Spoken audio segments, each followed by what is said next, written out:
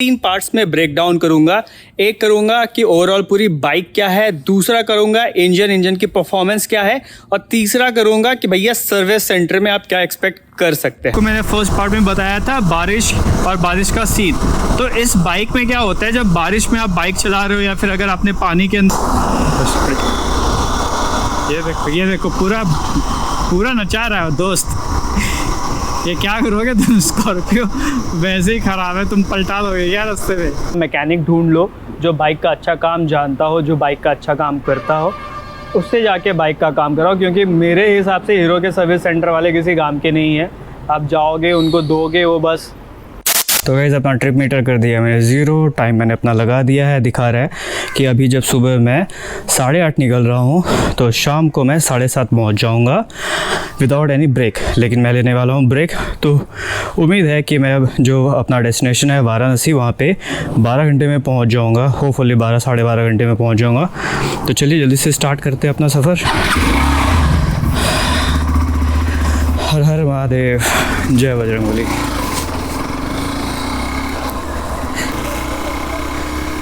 तो गाइस जैसा देख सकते हैं आपको यहाँ पे कावड़ काफ़ी सारे दिखेंगे। कुछ ग्रुप यहाँ खड़ा है एंड थोड़ा सा आगे आपको लेके चलता हूँ। ओके, तो देख सकते हैं कुछ ग्रुप यहाँ खड़े हैं। ये लोग टेम्पू से जा रहे हैं, इधर लोग जा रहे हैं। तो आपको देख के समझ में आ चुका होगा, या फिर अगर नहीं आया है तो मैं आपको बता दूं कि अभी फ़िलहाल हूँ मैं बैद्यनाथ धाम में, जिसको देवघर कहते हैं। मेरे पिछले ब्लॉग में मैंने बताया ही था।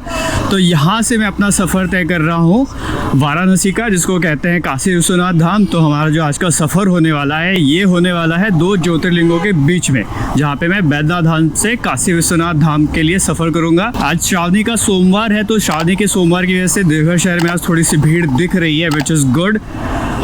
तो चलिए बाबा भोलेनाथ का नाम लेते हैं। जय शिव शंकर, जय शिव शंभू, और अपने सफ़र को अच्छे से शुरू करते हैं। और दोस्त क्या हाल है दोस्तों, स्वागत है आपका मेरे चैनल पे। मेरा नाम है अंशुमन, आप देख रहे हैं तस्वीर ट्रैवलर। तो आज की एक नई राइड शुरू हो चुकी है, माल लोडेड है। ऑलरेडी मैं घर से निकल चुका हूँ। First 50 kilometres is done. आज की जो राइड है वो होने वाली है काशी विश्वनाथ धाम के लिए, जिसको हम लोग वाराणसी या बनारस कहते हैं। तो मैंने सोचा भैया अलॉन्ग द वे मैं थोड़ा सा अपने बाइक के बारे में रिव्यू बताता चलूँ, क्योंकि इस बाइक पे मैंने ऑलमोस्ट 3700 किलोमीटर्स कर लिए हैं। 2 सर्विस हो चुकी है, जिसमें मैंने 2 बहुत लंबे राइड मारे हैं। एक 1600 किलोमीटर्स का राजस्थान ट्रिप मारा था इन 4 डेज़। उसके अलावा एक मैंने 1300 किलोमीटर्स का इन 1 गो दिल्ली से यहाँ तक का सफ़र तय किया था। नॉन स्टॉप सोलो राइड किया था मैंने। तो उसका भी मैं आपको तो उससे भी मेरे को इतना एक्सपीरियंस हुआ है कि मैं आपको बता सकता हूँ कि इस बाइक के बारे में क्या क्या चीज़ें हैं जो आपको जाननी चाहिए अगर आप इस बाइक को परचेज़ करने के बारे में सोच रहे हैं। बिकॉज लेटली मैं देख चुका हूँ बहुत सारे लोग अभी इस बाइक को खरीदना चाहते हैं, उनके दिमाग में बहुत सारे क्वेश्चंस हैं। तो मैं इस पूरे वीडियो को 3 पार्ट्स में ब्रेक डाउन करूँगा। एक करूँगा कि ओवरऑल पूरी बाइक क्या है, दूसरा करूँगा इंजन की परफॉर्मेंस क्या है, और तीसरा करूँगा कि भैया सर्विस सेंटर में आप क्या एक्सपेक्ट कर सकते हैं। ठीक है, तो चलिए सबसे पहले शुरू करते हैं अपने बाइक से। तो भैया बाइक है अच्छी, इसका जो फ्रंट व्हील है बहुत बढ़िया है, गड्ढों वड्ढों में बिल्कुल दिक्कत नहीं आती है। उसके अलावा सामने का पोर्शन आप देख सकते हैं बहुत अच्छा सा। यहाँ पे एक मैं आपको दिखा देता हूँ, एक बहुत अच्छा यहाँ पे विंड ब्लास्ट रोकने के लिए दिया हुआ है सामने का ग्लास, जिसके ऊपर मैं अक्सर अपना हेलमेट टांगता हूँ, क्योंकि हेलमेट टांगने के लिए मुझे और कहीं जगह नहीं समझ आती है, तो मैं यहीं टांगता हूँ। उसके अलावा अगर आप हैंडल की बात करते हैं तो हैंडल काफ़ी बढ़िया सिस्टम में लगाया हुआ है, जिसके ऊपर आप अपना आराम से एक नेविगेशन लगा सकते हैं। सीट इस बाइक की बहुत अच्छी नहीं है, जिसकी वजह से मैंने यहाँ पर अपना एयर सीट लगाया हुआ है। ओवरऑल हाइट थोड़ी सी ज़्यादा है इस बाइक की। अगर आपकी हाइट थोड़ी सी कम है तो आपको दिक्कत हो सकती है। जैसे मैं खुद 5'6", 5'7" का हूँ, तो मुझे थोड़ी सी दिक्कत आती है। हाइट इस बाइक की थोड़ी सी ज़्यादा है, बट मुझे पता चला है कि आप इसका ना ये वाला पार्ट थोड़ा सा यहाँ पे जो है इस वाले सॉकर को आप थोड़ा सा नीचे कर सकते हैं, जिसकी वजह से इस बाइक की हाइट थोड़ी सी नीचे हो जाती है। तो दैट इज़ वन थिंग जो आप कर सकते हैं। उसके अलावा एक चीज़ है बाइक के पिछले पोर्शन में, तो यहाँ पे बड़ा अच्छा सा एक टेल बैग रखने के लिए जगह दिया हुआ है, जिसके ऊपर आप बैग फिट करा सकते हो। तो मैंने यहाँ पे सैडल स्टैंड लगवा दिया है, जिसकी वजह से बैग, ये एक टेल बैग बहुत आराम से यहाँ पे रख जाता है। आप देख सकते हैं, मैं आपको यहाँ पे एक अच्छे से व्यू दिखा देता हूँ। तो यहाँ पे टेल बैग काफ़ी आराम से लग जाता है, और इस टेल बैग के लगने के बाद भी काफ़ी सारा स्पेस होता है बाइक पे बैठने के लिए। जैसे आप देख सकते हैं ये एयर सीट यहाँ पे आराम से लगी हुई है और ये सीट इतनी ऊंची यहाँ तक आती है कि अगर बीच बीच में मैं थक जाता हूँ तो इसमें थोड़ा सा मैं लद के आराम भी कर सकता हूँ, तो वो चीज़ भी इस बाइक के अंदर है। उसके अलावा अगर आप सामने का कंसोल देखेंगे तो ये एक डिजिटल कंसोल है जिसके अंदर बहुत सारी डिटेल्स दी होती है। आपका ट्रिप मीटर यहाँ पे दिया होता है, आपका एवरेज दिया होता है। एक बंदे का क्वेश्चन था, उसको लग रहा था कि उसकी बाइक एवरेज कम देती है, बट यहाँ पे जो आप एवरेज देखते हैं ना, ये एवरेज आपका ट्रिप के किलोमीटर की स्पीड का है। ये आपके पेट्रोल का एवरेज नहीं बताती है, ये बताती है कि अगर आप मान लो 500 किलोमीटर चल रहे हो तो उस 500 किलोमीटर में आपकी एवरेज स्पीड क्या रही है। जैसे अभी फ़िलहाल मैं स्लो चला रहा हूँ तो मेरी एवरेज स्पीड 30 किलोमीटर्स की है। जब मैं लंबा चला रहा हूँ, फास्ट चला रहा हूँ, तो ये एवरेज बढ़ के 60, 65, 70 तक भी चली जाती है। और उसके ठीक नीचे यहाँ पे टाइम दिखाता है कि आपके इस वाले ट्रिप को कितना टाइम हो गया। तो यहाँ पे देख सकते हैं 2 घंटा हो चुका है। उसके ठीक नीचे यहाँ पे बताता है डेट, जो 20 अगस्त है। फिर यहाँ पे क्लॉक है, टाइम वगैरह सर्विस सेंटर वाले को मैंने बोला था, उन्होंने गलत सेट कर दिया है। अभी सुबह के 9:57 हो रहे हैं और यहाँ पे 21:58 दिख रहा है। तो दिस इज़ द थिंग। उसके अलावा यहाँ पे आरपीएम मीटर है, आरपीएम मीटर में बाकी की सारी डिटेल्स दिखाता है। और उसके अलावा यहाँ पे सामने दिया हुआ है charging point, which is a very good thing in this bike. जैसे आप देख सकते हैं अभी मैं बाइक नेविगेट कर रहा हूँ, नेविगेशन के दौरान मेरा जो फ़ोन है वो चार्ज भी हो रहा है। So that is a good thing about this bike कि आप चार्ज भी कर सकते हैं। उसके अलावा अगर मैं हैंडल की एक बड़े अच्छे सी बात करता हूँ, दूसरी अच्छी चीज़ की, दैट इज़ द नकल गार्ड। जो इसमें नकल गार्ड लगा हुआ है ना, वो इस हिसाब का लगा हुआ है कि ये वाला पार्ट भी आपका सिक्योर कर देता है। इसके अलावा जो मैंने दूसरे पुराने मॉडल्स देखे हुए हैं हीरो एक्सपल्स के, उसमें ये दिक्कत है कि यहाँ पे ना ये वाला स्पेस खाली है, तो इसके अंदर ये वाला स्पेस भी भर दिया है इन्होंने। So that is again a good thing. उसके अलावा अगर मैं हेडलाइट की बात करता हूँ तो इन्होंने हेडलैम्प को भी चेंज किया है। इसके अंदर अब सिंपल एलईडी हेडलैम्प नहीं है, इसके अंदर प्रोजेक्टर एलईडी हेडलैम्प है, तो जिसकी वजह से थोड़ा सा यहाँ पे लाइट बेटर हुआ है। अगर आप देखेंगे तो यहाँ पे 2 लाइट्स एक लगी हुई है, यहाँ पे एक लाइट लगी है। ऑल्दो इस वाली लाइट की मार मुझे लगती है कि थोड़ा सा ज़्यादा ऊपर चली जाती है हाईवे के हिसाब से, एंड ये वाला ठीक है, इसकी मार सही आती है, इसमें बहुत ज़्यादा दिक्कत नहीं है। उसके अलावा यहाँ पे डिज़ाइन के लिए सामने से एक लाइट दी हुई है, इसका बहुत ज़्यादा यूज़ नहीं है, अंधेरे में भी काम नहीं आता है, दोपहर में बस ये थोड़ा सा लुक ही बनती है, इससे ज़्यादा इसका बहुत ज़्यादा काम नहीं है।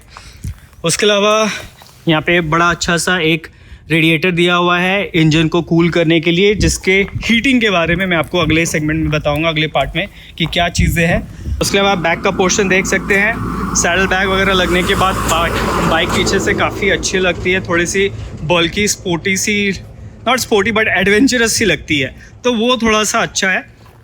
बट जब मैंने यहाँ पे ये सैडल स्टैंड लगवाया, ऊपर से ये बैग मैं सेट कर देता हूँ, तो उसके बाद मुझे दिखता है कि भैया ये बैकलाइट ना बहुत हटा के दिखाओगे तब लोगों को दिखेगी, नहीं तो ये बैकलाइट बहुत ज़्यादा दिखती नहीं है, छिप जाती है।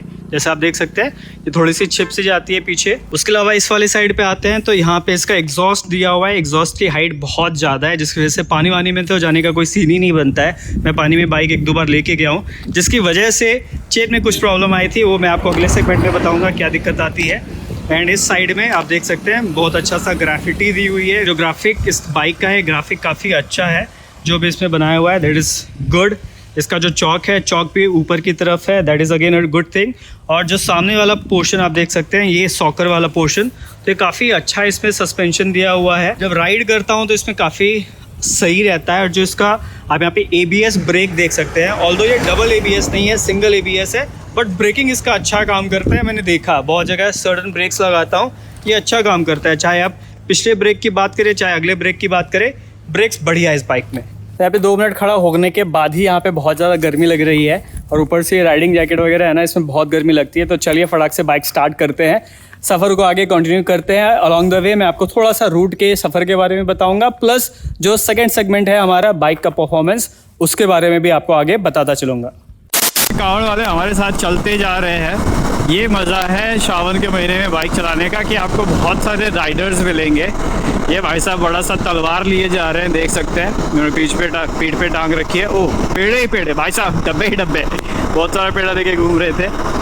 तो यहाँ पे बहुत फेमस है देवघर, अगर आप आएंगे ना तो देवघर का पेड़ा और चूड़ा, जिसका पोहा बनता है, वो दोनों यहाँ का मेन प्रसाद है और काफ़ी फेमस है, बहुत सारे लोग यहाँ से लेके जाते हैं। तो चलिए अब आते हैं अपने सेकंड सेगमेंट पे, विच इज़ द बाइक का परफॉर्मेंस। अब जब मैं बाइक के परफॉर्मेंस की बात करता हूँ तो शुरू करते हैं बिल्कुल फ्रंट से, which is the handling.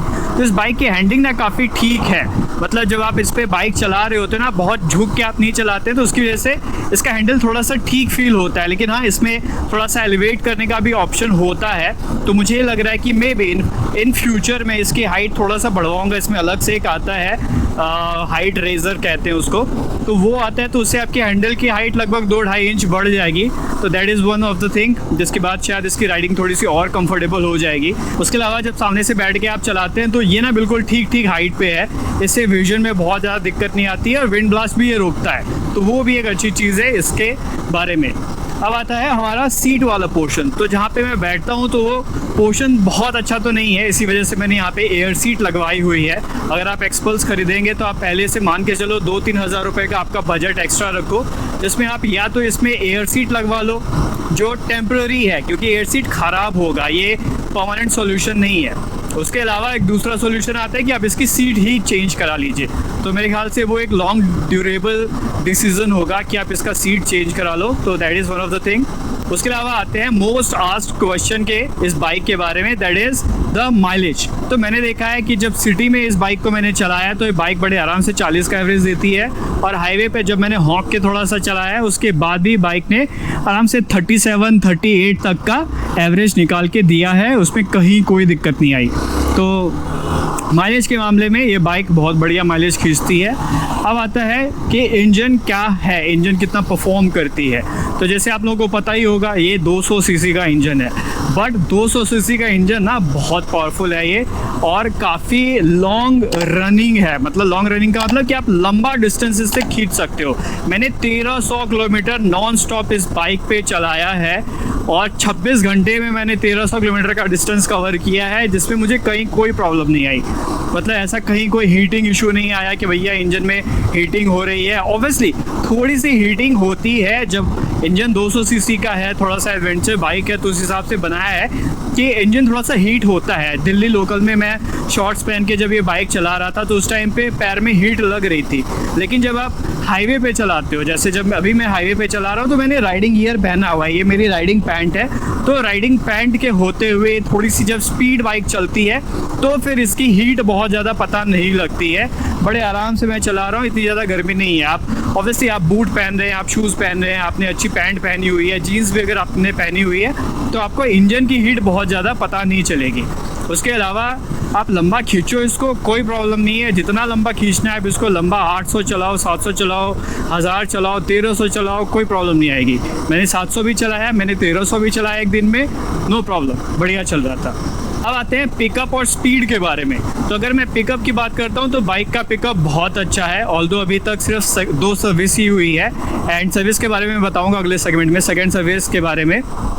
But 2 service हुई है, 2 सर्विस में बाइक थोड़ी सी खुली है। मैं ऐसा नहीं कहूँगा कि बाइक शायद अभी तक फुल पोटेंशियल पे पहुँची है, बट फर्स्ट सर्विस के बाद बाइक खुल गई थी, तो अभी बाइक बढ़िया चल रही है, खींचता हूँ, आराम से बाइक खींचती है, चाहे लोकल हो चाहे हाईवे हो, बाइक बढ़िया खींचती है, आपको खींचने में कोई प्रॉब्लम नहीं आएगी। अब आता है टॉप स्पीड। तो मेरे ख्याल से ये बाइक ना बहुत ज़्यादा टॉप स्पीड पे चलने के लिए नहीं बनी है। अगर आप सोच रहे हो 125-130 की स्पीड पे चलाओगे तो शायद ये बाइक मेरे ख्याल से इतना फास्ट बहुत अच्छा नहीं चलेगी, क्योंकि इस बाइक का ना वेट बहुत ज़्यादा नहीं है। जब हाईवे पे मैं इस बाइक को चलाता हूँ तो 80-90 पे ही मुझे लगने लगता है कि बाइक ना थोड़ी सी हिल रही है। तो वहाँ पे अगर मैंने जैसे अभी फ़िलहाल मैं लगेज लोड करके चल रहा हूँ, तो जब मेरी बाइक लोडेड है तो लोडेड होने के बाद तो ये फिर भी थोड़ी सी रोड से चिपक के चल रही है, क्योंकि ऑब्वियसली जैसे आपको बताया है इस बाइक की हाइट थोड़ी सी ज़्यादा है। तो ऊंची हाइट वाली बाइक को जब आप तेज़ चलाते हो ना तो उस टाइम पे ये आपको बहुत ज़्यादा कॉन्फिडेंस नहीं देती है। तो अगर आप सोच रहे हो कि 120-130 इस बाइक को भगाने वाले हो फर्स्ट, तो मेरे ख्याल से ये 130 तक तो जाएगी ही नहीं। 120 तो फिर भी एक बार को टच कर ले, 130 तक तो ये जाएगी ही नहीं। और सेकंड, अगर ये गलती से 120 तक चली भी गई ना, आप 100 से ऊपर इस बाइक को बहुत ज़्यादा मतलब कॉन्फिडेंस के साथ आप नहीं चला पाओगे। अगर आपको कॉन्फिडेंटली चलाना है then you ride on like वही 100-90-100 that is a good place. देख रहे हो अभी भी यहाँ पे कावड़ वाले दिख रहे हैं, ये अभी भी जा ही रहे हैं, जबकि मैं 100 किलोमीटर्स प्लस कर चुका हूँ, बट अभी भी लोग देवघर की तरफ जा रहे हैं। श्रावण का मतलब मेला ऑन गो है। एक चीज़ रह गई थी सीट के साथ की जुड़ी हुई चीज़, that is the sitting position of this bike. ये बाइक में ना आप बिल्कुल अपराइट होके बैठते हैं, बिल्कुल स्ट्रेट आपकी पोजीशनिंग रहती है, पैर भी बिल्कुल सही जगह पे आते हैं और इसमें स्टॉक बाइक में ही लेग गार्ड इसमें लगा के आता है। तो वो कुछ चीज़ें थोड़ी सी अच्छी है इसके अंदर कि आप जब लंबा चलाओगे, जैसे मैंने 1300 किलोमीटर इस बाइक पे चलाया हुआ है, तो 1300 किलोमीटर चलाने के बाद भी ना मुझे ऐसा कोई बैक एक जैसी प्रॉब्लम नहीं आ रही थी कि कमर में दर्द होना शुरू हो गया है। प्लस स्मूथनेस बाइक की अच्छी है, तो आपको बहुत ज़्यादा झटके नहीं महसूस होते हैं। तो बड़ा अच्छा आप अपराइट होके लंबा आप खींच सकते हो, क्योंकि मेरे बैक में भी ना थोड़ी सी प्रॉब्लम है, लेकिन फिर भी 1300 किलोमीटर चला के मुझे कुछ महसूस नहीं हुआ था। जिस दिन मैं 1300 किलोमीटर चला के अपने घर पहुंचा भी था, तो थोड़ी सी एक्साइटमेंट कह लो, बट मुझे पूरा रात बाइक चलाने के बाद भी इतनी ज़्यादा थकावट नहीं थी। उस दिन भी मैं घर पहुंचते नहीं सोया था, मैं आराम से रात को 10-11 बजे सोया था। भैया ये स्पीड ब्रेकर्स देख रहे हैं ना, इन्होंने हालत ख़राब कर रखी है, बहुत ज़्यादा स्पीड ब्रेकर्स हैं इस रूट में, और मुझे लग रहा है कि मैंने गलत रास्ता ले लिया। इसकी जगह मुझे गिरिडीह वाले रास्ते को पकड़ना चाहिए था। तो हालांकि थोड़ा सा लंबा दिखा रहा था, टाइम भी थोड़ा ज़्यादा दिखा रहा था, तो मैंने ये वाला रूट पकड़ लिया था। बट खैर, now coming back to the same bike का परफॉर्मेंस, जहाँ पे बहुत सारी चीज़ें इस बाइक के बारे में अच्छी है, वहाँ पे इस बाइक में कुछ बेकार चीज़ें भी है या कुछ चीज़ें हैं जो मुझे बहुत अच्छी नहीं लगी। उसमें से एक है इसका गियर शिफ्टिंग। कई बार होता है जब स्पीड ब्रेकर के आसपास आप आते हो ना, अचानक से आपने क्लच ले लिया, क्लच लेने के बाद अगर आप 5 नंबर गियर पे और आप सोच रहे हो कि मैं जल्दी से 1 नंबर गियर पे चला जाऊं, तो वो चीज़ इस बाइक के अंदर नहीं होती है। वो मैंने कई बार देखा है कि अचानक से वो गियर जाके फंस जाता है, फिर जब तक आप क्लच रिलीज़ नहीं करोगे, थोड़ा सा क्लच छोड़ोगे नहीं, तब तक आप गियर डाउन नहीं कर सकते। डाउन शिफ्ट करना थोड़ा सा मुश्किल हो जाता है, तो वो एक चीज़ है। दूसरी एक चीज़ है इसका ये पेट्रोल वाला मीटर। कई बार मैं देखता हूँ बाइक में पेट्रोल होता है, लेकिन जैसे आप साइड स्टैंड पे खड़ा करोगे ना, तो साइड स्टैंड पे खड़ा करते ही ये ब्लिंक करने लगता है, कहता है कि भैया आपके बाइक में पेट्रोल नहीं है, जबकि उस टाइम पे बाइक पे बड़े आराम से 2-3 लीटर पेट्रोल भी होता है, तो भी ये दिक्कत ये करता ही है। ठीक है, उसके अलावा तीसरी चीज़ जो मुझे इस बाइक की बहुत ठीक नहीं लगती है, वो है इसका साइड स्टैंड।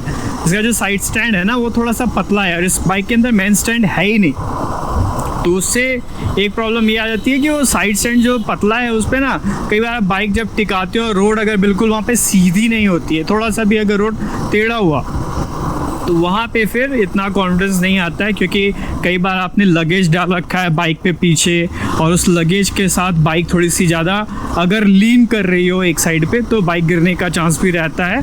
तो वहाँ पे पार्किंग के लिए इसको थोड़ा सा स्टेबल या बिल्कुल सीधी जगह चाहिए होती है। उसके अलावा एक चीज़ जो मुझे और भी अच्छी नहीं लगी, वो है कि भैया इस बाइक के अंदर मेन स्टैंड है ही नहीं, कंपनी ने इस पर मेन स्टैंड नहीं दिया है। और जब मैं सर्विस सेंटर गया, वहाँ मैंने उनको बोला कि भैया एक मेन स्टैंड दे दो, तो उन्होंने बोला देखिए सर हमारे पास मेन स्टैंड है तो सही, लेकिन एक बंदे को हमने मेन स्टैंड लगा के दिया था, वो बंदा आके वापस वो मेन स्टैंड खुलवा के चला गया, बोला कि भैया हर जगह स्पीड ब्रेकर पे मेन स्टैंड टकराता है। तो ये एक प्रॉब्लम है मेन स्टैंड का। बट ये प्रॉब्लम है क्यों, मतलब मेजर क्यों चाहिए होता है मेन स्टैंड, तो वो चाहिए होता है हमारे चेन के लिए। जैसे आपको मैंने फर्स्ट पार्ट में बताया था बारिश और बारिश का सीन, तो इस बाइक में क्या होता है, जब बारिश में आप बाइक चला रहे हो या फिर अगर आपने पानी के अंदर बाइक डाल दिया ना, तो इसकी चेन के अंदर कुछ तो सीन है, चेन जल्दी ड्राई हो जाती है, फिर आपको चेन को लुब्रिकेट करना पड़ता है, नहीं करोगे तो फिर वो चेन में आवाज़ आनी शुरू होती है। और इस बाइक का चेन ऐसा है कि अगर आपने बिना लुब्रिकेट किए चला दिया तो चेन पॉकेट आपका जल्दी ख़राब हो जाएगा। इसका चेन पॉकेट थोड़ा महंगा आता है, ठीक है।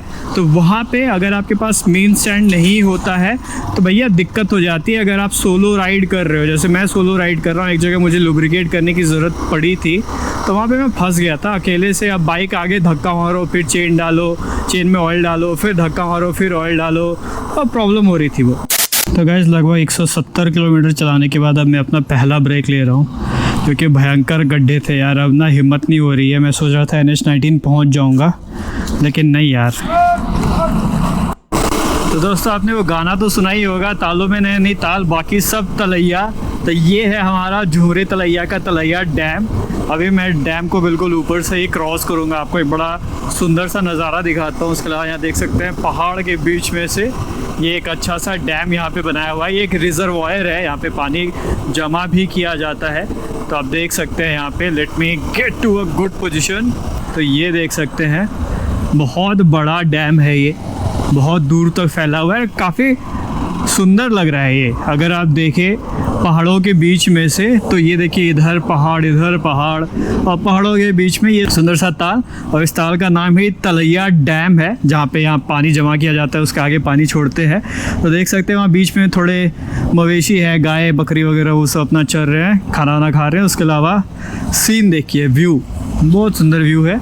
और अच्छा ये मुझे दिखा यहाँ पे कि बिल्कुल इस डैम के बीच में से आप चल के जाते हैं। और अगर मैं आपको दिखाऊं यहाँ पे गूगल मैप में, तो बहुत बड़े एरिया में ये डैम है। यहाँ पे आप देख सकते हैं काफ़ी बड़ा है। हम लोग इसके एक साइड को क्रॉस कर रहे हैं। तो ये जो ब्रिज है, इस ब्रिज के लेफ़्ट और राइट दोनों साइड में ही डैम है। तो देख सकते हैं काफ़ी खूबसूरत नज़ारा है, अच्छा है। अगर पिकनिक विकनिक करने के लिए आना चाहे तो मेरे ख्याल से यहाँ पे पिकनिक अच्छा होगा। उधर भी दिख रहा है, वहाँ पे भी है।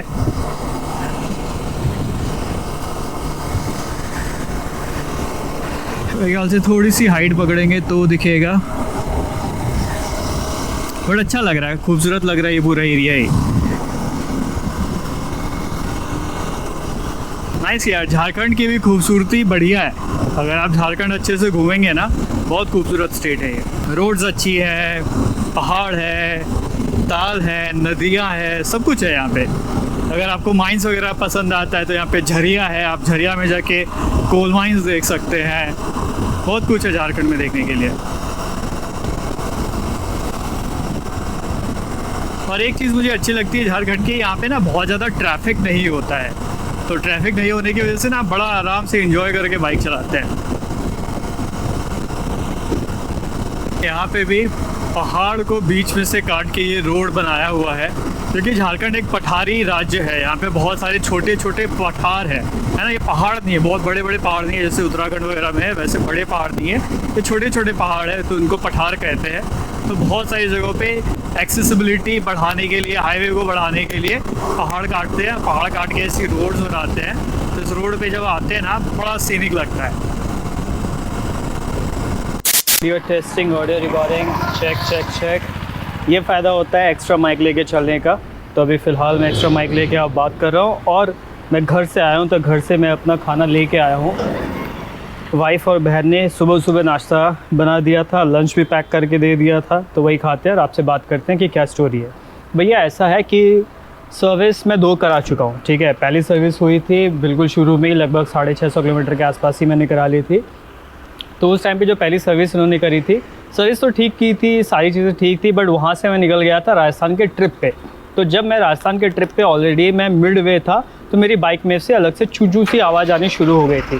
फिर वहाँ पे मैं जोधपुर में उस टाइम पे था, तो जोधपुर के सर्विस सेंटर में मैं गया, हीरो का ही सर्विस सेंटर था, वहाँ पे गया मैं। और वहाँ पे मैंने जब उनको दिखाया, बताया कि भैया ये कुछ नॉइज़ सी आ रही है, तो उन्होंने फिर सारी चीज़ें खोली, टायर वायर चेक किया, व्हील पिछला चेक किया, चेक करके उन्होंने बताया कि आपका जो बुश है वो सूखा चल रहा है, उसके अंदर ग्रीस व्रीस नहीं है, इसलिए ये आवाज़ आ रही थी। तब मैं बड़ा हैरान हुआ कि भैया पहली सर्विस हुई है, तो पहली सर्विस में उन्होंने चेक ही नहीं किया कि ये सारी चीज़ें होती है नहीं होती है। तो वहाँ पे थोड़ा सा सीन ऑफ था। तो वो पहली सर्विस हो गई। मैं फिर राजस्थान ट्रिप ख़त्म करके मैं वापस दिल्ली पहुँच गया। जब दिल्ली वापस मैं पहुँचा, फिर से मेरी बाइक में चूँ की आवाज़ आनी शुरू हो गई फिर से। तो जब दोबारा मैं दिल्ली वाले सर्विस सेंटर में गया, गाज़ियाबाद में मैं रहता हूँ, वहाँ के सर्विस सेंटर में गया, जहाँ से मैंने बाय द वे अपनी फ़र्स्ट सर्विस कराई थी। तो वहाँ जाके सबसे पहले मैं चिल्लाया कि भैया तुम लोग क्या काम करते हो, मुझे समझ नहीं आया। तो फिर उनको बताया कि दोबारा फिर से आवाज़ आनी शुरू हो गई है, चेक करो, बताओ क्या आवाज़ आ रही है बाइक में और क्यों आवाज़ आ रही है।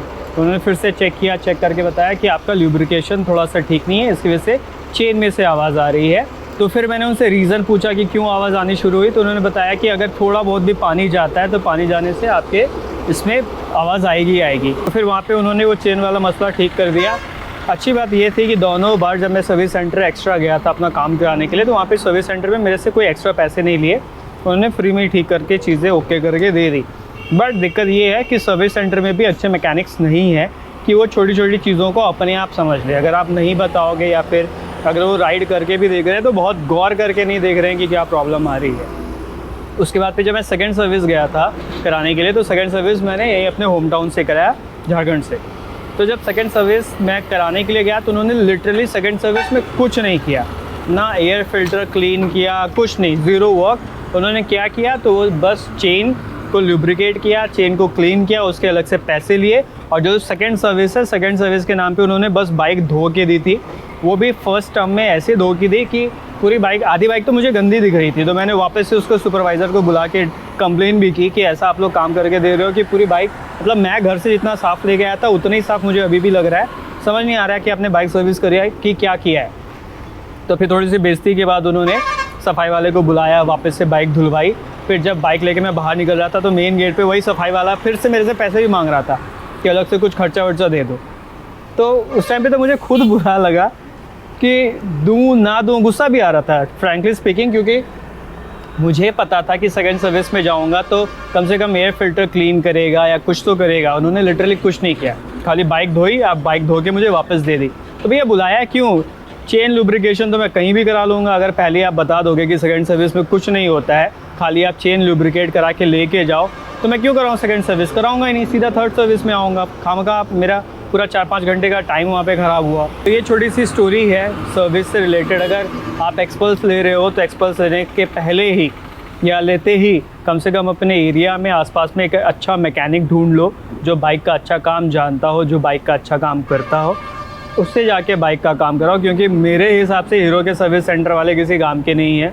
आप जाओगे, उनको दोगे, वो बस साफ़ सुथरा करके आपको बाइक दे देंगे। बाइक बहुत अच्छे से वो लोग फिक्स नहीं कर पाते हैं। फ्रैंकली स्पीकिंग उनसे काम नहीं हो रहा है। बाहर अच्छा मैकेनिक ढूंढो, मिल जाएंगे, उनसे काम कराओ। तो चलिए यहाँ से लंच ख़त्म करते हैं, लंच ख़त्म करके आगे निकलते हैं और आप मेरे साथ बने रहिएगा। मैं आपको कुछ टिप्स बताऊँगा जिससे आपकी थोड़ी सी ईजी चीज़ें हो जाएंगी, क्योंकि कुछ गलतियाँ हैं जो मैंने शुरू में की थी वो आपको बता देता हूँ, आप मत करना। यहाँ पे जब रुका था चाय पीने के लिए तो हमें कुछ नए भाई साहब लोग मिले थे, काफ़ी इंटरेस्टेड हैं ये भी जानने के लिए कि क्या है। अभी इनसे सब्सक्राइब भी कराया है, इन्होंने सब्सक्राइब भी किया है, बाइक के बारे में थोड़ा सा पूछ रहे हैं। ये एक चीज़ मैं देख रहा हूँ बहुत सारे लोगों का, जहाँ पे भी रुकता हूँ, चाहे टोल हो चाहे कहीं भी हो, लोग पूछते ज़रूर हैं कि भैया बाइक कहाँ है, कहाँ आ रहे हो, कहाँ जा रहे हो। थोड़ा लोगों को थोड़ा सा इंटरेस्ट है कि क्या कर रहे हैं, कहाँ जा रहे हैं। क्योंकि जैसे पिछली राइड जो मैंने की थी वो लगभग 1300 किलोमीटर की राइड थी, तो वो थोड़ा सा हेक्टिक था। उसके बाद तो सब इजी है। तो क्या इन्होंने चैनल सब्सक्राइब कर लिया है, भाई साहब हैं, इन्होंने पहले इंटरेस्ट लिया था, इन्होंने पूछा था कि यूट्यूबर हो कि। अभी देख रहे हैं वेदर, अभी शाम के 3:45 बजे हैं, 3:49, बट ऐसा देख के लग रहा है कि शाम के 5-6 बज गए हो। ऐसा अचानक से बिल्कुल से अंधेरा सा हो गया है अभी। बट अच्छी बात ये है कि बारिश नहीं हो रही है, नंबर 1। नंबर 2 वेदर भी थोड़ा सा ठंडा हो गया है, तो दोनों अच्छी चीज़ें हमारे फेवर में। तो चलिए इसी फेवरेबल मौसम में बढ़िया खींचते हैं बाइक को। A few moments later. जैसा कि मैं अभी आपको कह रहा था कि मौसम ठंडा सा है, तो अभी यहाँ पे मैं थोड़ा सा बारिश की बूंदें भी देखना शुरू कर चुका हूँ। मेरे वाइज़र पे 2-4 बूंदें गिर रही हैं एंड पता नहीं क्यों मुझे लग रहा है कि आगे मुझे बारिश पकड़ने वाली है। यहाँ पे रोड भी थोड़ी सी गीली है, तो चलिए थोड़ा आगे लपेटते हैं, देखते हैं बारिश का क्या आलम है। तो देयर इज़ नथिंग मच, बहुत थोड़ा बहुत ड्रिजल है, उसके अलावा ज़्यादा कुछ नहीं है। तो चलिए बात करते हैं हम लोग अपने पहले टिप की, जो मैं ऑलरेडी आपको शायद बता चुका हूँ कि अगर आप ये बाइक लेते हैं तो सिर्फ बाइक का ऑन रोड कॉस्ट आप ऐड मत करना, इसके ऊपर आप थोड़ा सा और एक्सेसरीज़ के लिए भी कॉस्टिंग जोड़ के रखना कि एक मैंडेटरी चीज़ तो आपको चाहिए ही चाहिए in any case, that is your seat. तो उसके लिए आप ऊपर से थोड़ा सा पकड़ के चलो कि आपको लगेगा। दूसरा जो इसके हेडलैम्प्स हैं, that is okayish type of headlamp है ना। प्रोजेक्टर हेडलैम्प इन्होंने दिया है लोकल सिटी में चलाने के लिए, तो ठीक है, बट अगर आप हाईवे पे रात में चलना चाहते हैं तो आई वुड सजेस्ट कि आप एक्स्ट्रा लाइट्स लगवा लें। तो उसके लिए भी आपके बजट के हिसाब से आप देख लो कि आप कौन सा फॉग लैम्प आप लगवाना चाहते हो, वो आप लगवा लो, नो प्रॉब्लम विद दैट। उसके अलावा जो थर्ड टिप मैं आपको देना चाहता हूँ वो है कि जब भी आप अपने साथ कहीं लंबे ट्रिप पे निकलते हैं, है ना, तो वहाँ पे आप एक वो चेन क्लीनर और चेन लुब्रिकेंट दोनों लेके घूमें। चेन ल्यूब, चेन क्लीनर आपके पास होगा तो आपको टेंशन नहीं होगी कि कहीं भी आपको मतलब आपकी चेन आपको धोखा दे सकती है, ऐसा कुछ नहीं है। खाली ये है कि चेन को लगातार आप लुब्रिकेट करते रहें, चेन को क्लीन करते रहें। अगर ये चेन में गड़बड़ हुई तो भैया आपको लंबा फटका पड़ेगा, चेन सेट इसका महंगा है। उसके अलावा जो अगली प्रो टिप है वो ये है कि अगर आप कहीं बारिश में ट्रैवल करते हैं, कहीं पे भी आप जाओ, 150-200 किलोमीटर मैटर नहीं करता है, अगर आप बारिश में कहीं जा रहे हो तो वापस आके याद से अपनी चेन को लुब्रिकेट करो, क्योंकि मेरा पर्सनल एक्सपीरियंस है बहुत हल्की सी बारिश के बाद भी इस चेन का जो लुब्रिकेशन है वो चला जाता है। तो इसीलिए आपको चेन को तुरंत से लुब्रिकेट करना है। आप थोड़ा सा भी आलस करोगे, लेट करोगे, आपका चेन सेट चला जाएगा। गाइस फाइनली मैं पहुंच गया हूं अपने हॉस्टल के बहुत नज़दीक, और पेट्रोल की अगर बात करूं तो अब जाके मेरे बाइक ने ब्लिंक करना शुरू किया है, जिसमें मैंने ट्रैवल कर लिया है ऑलमोस्ट 453 किलोमीटर्स। तो दैट्स अ गुड न्यूज़ कि भैया मेरी बाइक ने वापस से 40 का एवरेज दिया है, एंड उसके हिसाब से लगभग 450 किलोमीटर के आसपास मैंने दबाया। तो दैट्स अ गुड साइन कि बढ़िया, अगर आप बहुत रपेट के नहीं चलाते हैं तो ये बाइक एवरेज दे देती है।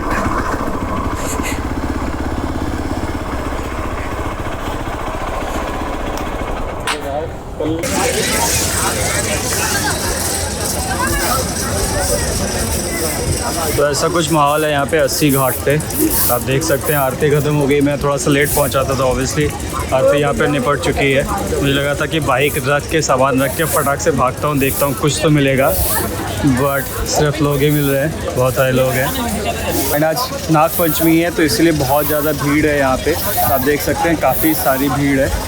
तो खैर चलिए इतना ही रखते हैं आज के इस वीडियो में। आई होप आप लोगों को वीडियो अच्छी लगी होगी। जो पूरा रिव्यू था वो फर्स्ट टाइम मैं कोई सा भी रिव्यू कर रहा था मैंने, तो मुझे बहुत ज़्यादा एक्सपीरियंस नहीं है, कुछ ऊपर नीचे हो तो देख लीजिएगा। बाकी अगर वीडियो अच्छा लगा हो तो लाइक कीजिए, चैनल को सब्सक्राइब कीजिए, एंड अपडेटेड रहिए आने वाले कॉन्टेंट के लिए। तो चलिए मिलते हैं आपसे नेक्स्ट वीडियो में।